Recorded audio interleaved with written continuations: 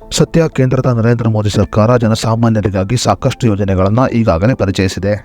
ದೇಶದ ಜನರ ಪ್ರಗತಿಯ ಉದ್ದೇಶದಿಂದ ಕೇಂದ್ರದ ನರೇಂದ್ರ ಮೋದಿ ಸರ್ಕಾರ ಈಗಾಗಲೇ ಸಾಕಷ್ಟು ಯೋಜನೆಗಳನ್ನು ದೇಶದಲ್ಲಿ ಜಾರಿಗೆ ತರುವಲ್ಲಿ ಯಶಸ್ವಿಯಾಗಿದೆ. ಅದೇ ರೀತಿಯಲ್ಲಿ ಕೇಂದ್ರದ ನರೇಂದ್ರ ಮೋದಿ ಸರ್ಕಾರ ದೇಶದ ಮಹಿಳೆಯರಿಗಾಗಿ ಇನ್ನೊಂದು ಹೊಸ ಯೋಜನೆಯನ್ನು ಜಾರಿಗೆ ತಂದಿದೆ.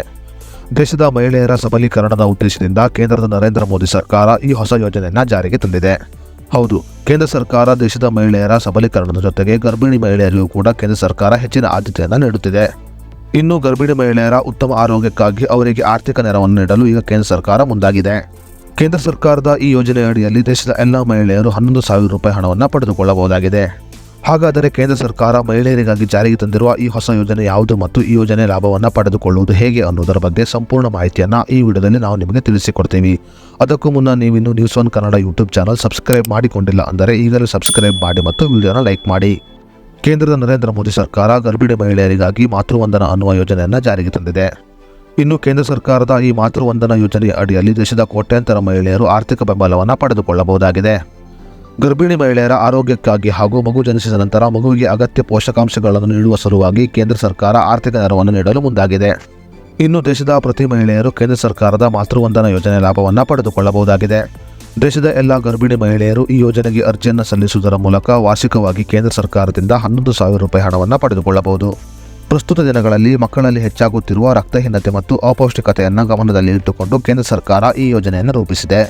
ಇನ್ನು ಗರ್ಭಿಣಿ ಮಹಿಳೆಯರು ಗರ್ಭಾವಸ್ಥೆಯ ಸಮಯದಲ್ಲಿ ಯಾವುದೇ ಸಮಸ್ಯೆಯನ್ನು ಎದುರಿಸಬಾರದು ಅನ್ನುವ ಉದ್ದೇಶದಿಂದ ಕೇಂದ್ರ ಸರ್ಕಾರ ಈ ಮಾತೃವಂದನಾ ಯೋಜನೆಯನ್ನು ಜಾರಿಗೆ ತಂದಿದೆ.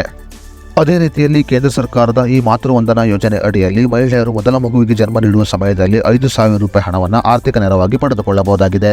ಅರ್ಜಿ ಸಲ್ಲಿಸಿದ ಮಹಿಳೆಯರಿಗೆ ಕೇಂದ್ರ ಸರ್ಕಾರವು ಡಿಬಿಟಿ ಮೂಲಕ ಹಣವನ್ನು ಜಮಾ ಮಾಡುತ್ತದೆ.